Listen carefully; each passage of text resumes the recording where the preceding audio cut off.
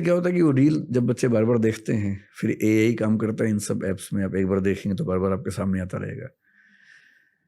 तो मेरे ख्याल से यही वजह होगी कि सुकून मिलता होगा शायद कुछ लोगों को। मुझे सच में नहीं पता कि मैं इस सवाल का क्या जवाब दूं। क्यों इतनी पॉपुलैरिटी मुझे नहीं पता, सच में नहीं पता। आई फील कि किसी भी अच्छे पब्लिक स्पीकर में बहुत एम्पैथी होती है। आप में भी बहुत ज़्यादा एम्पैथी है, इतने सारे स्टूडेंट्स को पढ़ाकर, उनके दिलों के बारे में सीख कर। पर मेरा दिल ये कहता है कि आपका दिल एट सम पॉइंट आपकी लाइफ में टूटा है। नहीं, बिल्कुल नहीं, रोमांटिकली नहीं कह रहा हूँ। वैसे तो टूटते ही हैं दिल, सबके टूटते हैं। हाँ, मतलब लाइफ ने आपका दिल तोड़ा है, रोमांटिकली नहीं। हाँ, वैसे तो मतलब 2-3 ऐसे इंसिडेंट्स हैं ही, बड़े इंसिडेंट्स हैं। क्या था सबसे बड़ा कैरेक्टर डेवलपमेंट का इंसिडेंट? हाँ, ये अगर कहना हो तो जब मैं 17 साल का था, डीयू में आ गया था। मैं 16.5 की उम्र में डीयू में आ गया था। तो मैं 16.5 की उम्र में डीयू में आ गया था। 17 का हुआ जब बीए फर्स्ट ईयर में था, तो हमारे घर में एक ट्रेजेडी हुई बहुत बड़ी। नॉट समवंस डेथ, लेकिन वैसी ट्रेजेडी हुई। सिंपल लैंग्वेज में कहें तो महल से सड़क पे आ जाने की स्थिति बन गई। So in the age of 17 when I was enjoying my life, सब कुछ था मेरे पास जो दिल्ली में एक बच्चे को चाहिए रहने के लिए। बस एक बाइक लेने वाला था मैं, उस समय ले नहीं पाया था, लेकिन दोस्तों के पास बाइक थी। उस समय अचानक ऐसा हुआ कि ये चीजें सब खत्म हो गई घर में, और फिर मुझे अपने पेरेंट्स और सबको सपोर्ट करने के लिए सेल्समैन की नौकरी करनी पड़ी। तो मैंने ग्रेजुएशन का अपना पूरा बाकी टाइम सेल्समैन की जॉब करते हुए निकाला। कैलकुलेटर्स बेचता था मैं, फिर प्रिंटिंग कार्ड्स बेचता था। मतलब प्रिंटिंग की एक सेटअप था, उसमें ऑर्डर्स लाना, प्रिंटिंग करवाना, सप्लाई करना, वो सब करता था। वो 2 साल बहुत टफ थे। ज़्यादा टफ ये नहीं था कि मैं काम कर रहा हूँ, वो तो ठीक है, बच्चे तो फ्लेक्सिबल होते ही हैं। अपने पेरेंट्स को बहुत अच्छी कंडीशन से अचानक बहुत खराब कंडीशन में आते हुए देखना, यहाँ सर्वाइवल भी एक क्राइसिस हो, रिस्क बहुत सारा, डेंजर बहुत सारा हो, वो बड़ा टफ था। लेकिन मैं अपने पेरेंट्स को हमेशा कहता रहा, तो मेरी माँ नहीं है, 4-5 साल पहले उनकी मृत्यु हो गई। उनको हमेशा गिल्ट रहा कि हम जब बच्चों का करियर बनने का टाइम था, हम 3 भाई हैं, मैं उस समय 17 का था, दूसरे भैया 18+ के थे, बड़े भैया 20 के थे। तो जिस स्टेज में करियर बनता है सब बच्चों का, ठीक उस समय क्राइसिस आया। तो मैंने अपने पेरेंट्स को कई बार ये बात समझाई बाद में कि सुविधाएं तो हर पेरेंट देता है, आप भी दे ही रहे थे, और उस क्राइसिस ने हमें जितना सिखाया उतना किताबें और स्कूल और कॉलेज कभी सिखा नहीं सकते थे। So that was the turning point, first turning point in my life, big turning point, जिसमें मुझे ये समझ में आ गया कि कुछ भी हाथ से निकल जाए, डरने की जरूरत नहीं है। अब मुझे डर नहीं लगता है। हम लोग 1500 लोगों की टीम है and we are doing good, पर अब डर नहीं लगता है मुझे उन सब बातों से। सेकेंड टर्निंग पॉइंट मैं कह सकता हूँ जिंदगी में तब आया जब मेरी माँ की मृत्यु 5 साल पहले हुई। वो इमोशनल सेटबैक बहुत बड़ा था मेरे लिए, जो मेरी सेल्फ इवेल्युएशन को उसने ध्वस्त कर दिया। मतलब मैं फील करता था कि मैं बहुत मजबूत इंसान हूँ और मुझे बहुत फर्क नहीं पड़ता इन चीज़ों से, लेकिन मुझे फर्क पड़ा, बहुत ज़्यादा पड़ा। मुझे कंफर्टेबल होने में 6 महीने से 12 महीने का समय लगा। 1 आध महीना तो ये था कि मैं उस मुद्दे पर बात ही नहीं कर पा रहा था, बोल ही नहीं पा रहा था एक सेंटेंस भी, जबकि मैं ऐसा खुद को नहीं मानता था। बाकी काम की दुनिया में छोटे मोटे सेटबैक होते हैं। 3-4 साल पहले ऐसा हुआ कि हमारे टीचर्स के ग्रुप ने मुझे छोड़ के सबने एक साथ छोड़ दिया अचानक, और ऐसा लगा कि बहुत बड़ा क्राइसिस है, लेकिन मैनेज हो गया आराम से।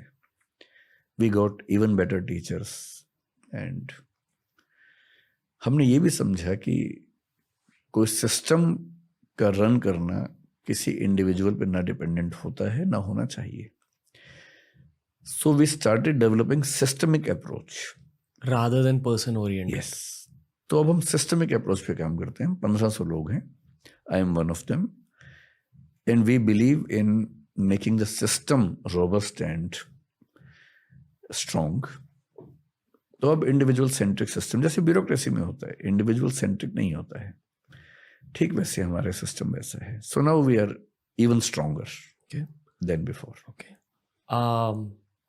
इस पॉडकास्ट में पहले प्यार की बातें करी हमने, फिर एक और इमोशनल सब्जेक्ट आ गया. आप बस्सी को जानते हो, एक स्टैंड अप कॉमिक? अनुभव सिंह बस्सी. मैंने जी. देखा एक दो बार. Okay. उसका एक मैंने देखा था एपिसोड था, वो कॉलेज हॉस्टल में शायद कूलर बच्चों ने गिरा दिया, ऐसा कुछ था. बड़ा इंटरेस्टिंग था. बस्सी भाई आए थे पॉडकास्ट पर. अच्छा. मैंने सोचा कि मजाक करेंगे उनके साथ, जोक्स रैप करेंगे. वो पूरा पॉडकास्ट सीरियस हो गया मेंस इमोशनल हेल्थ के बारे में. इतना दर्द निकला है उस पॉडकास्ट में दोनों तरफ से. आई फील कि अक्सर लड़के एक दूसरे से इमोशनल बातें नहीं करते. हाँ, और ये एक्चुअली एक प्रॉब्लम है. इस पर अगर आपको इंटरेस्ट हो तो एक सिगमंड फ्रॉइड के स्टूडेंट थी नैन्सी कोडोरो, उनको पढ़िए. उनका थीसिस है, उसका नाम है the male inexpressiveness. Males do not have the capacity of expressing their emotions. वो छुपाते हैं ऐसा नहीं है, उनकी वो कैपेसिटी बचपन में खत्म हो जाती है. और उसका पूरा उन्होंने कहानी बताई. कहानी ये बताई कि जब बच्चा 6-7 साल का होता है, आप देखेंगे जब बच्चा पैदा होता है, बेटा हो या बेटी हो, माँ के साथ चिपक के सोता है जी. तो उसको माँ के साथ बड़ा सुकून मिलता है. उसको लगता है कि यही मेरा संसार है, क्योंकि माँ उसकी सभी ज़रूरतें पूरी करती है, तो उसको कंफर्ट लगता है वहाँ. फादर के साथ अच्छा लगता है, पर फादर के साथ लंबे समय का कंफर्ट नहीं है. वो कुछ मिनट का है, कुछ समय मतलब एंजॉय करने का है, लेकिन लॉन्ग टर्म इन्वॉल्वमेंट में हमेशा माँ पसंद आती है. अब 6-7 साल या 8 की उम्र के बाद क्या होता है कि बेटे को हम माँ से अलग करने लगते हैं कि अलग कमरे में सो, दूर सो. और वो हर कल्चर की ज़रूरत है ताकि बेटे के मन में कुछ ऐसी फीलिंग्स ना आने लगें, क्योंकि वो बड़ा होने वाला है. बेटी को वो दिक्कत नहीं आती है. तो माँ और बेटी ज़िंदगी भर एक साथ सो भी सकती हैं, हर तरह की बात कर लेती है, क्योंकि माँ के जीवन के अनुभव और बेटी को जो अनुभव होंगे किशोरावस्था के बाद वैसे ही सेम होने वाले हैं. तो बच्ची माँ से ही बात करेगी. बेटा भी किशोर होगा, पर बेटा माँ से बात नहीं कर पाएगा. और बेटे और बाप में तो और कम बात होती है. तो जो बेटा नाम का जो प्राणी है ना घर के अंदर, वो इमोशनली बहुत अकेला है. वो जब बड़ा होता है तो वो अपनी बातें, specially the changes in body जो उसको फील होते हैं, बाप से तो वो कोई बात नहीं कर पाता, तो ये तो क्या ही करेगा. माँ भी इन मामलों में थोड़ा सा पर्दा रखती है बेटे के साथ, बेटी के साथ नहीं रखती है. बहन से कैसे बात करे इस तरह की. भाई अगर है बराबर उम्र का तो शायद कर ले, पर बहुत कम घरों में भाइयों में दोस्ती वाला संबंध होता है. आमतौर पे वहाँ वो सम्मान और रिस्पेक्ट वो हावी हो जाता है.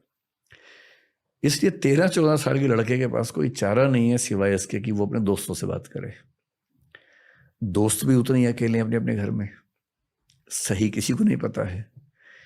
तो कहीं कहीं से वो ज्ञान चुराते हैं, आपस में शेयर करते हैं, गैंग बनाते हैं अपना.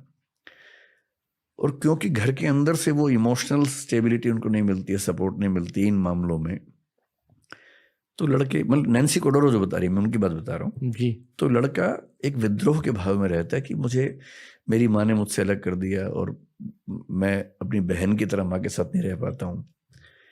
तो घर की दुनिया से डिटैच होके बाहर की दुनिया में सुकून ढूंढता है. इसलिए आप देखेंगे जनरली लड़कों के लिए पैसा, रुतबा, पावर, बड़ा घर, बड़ी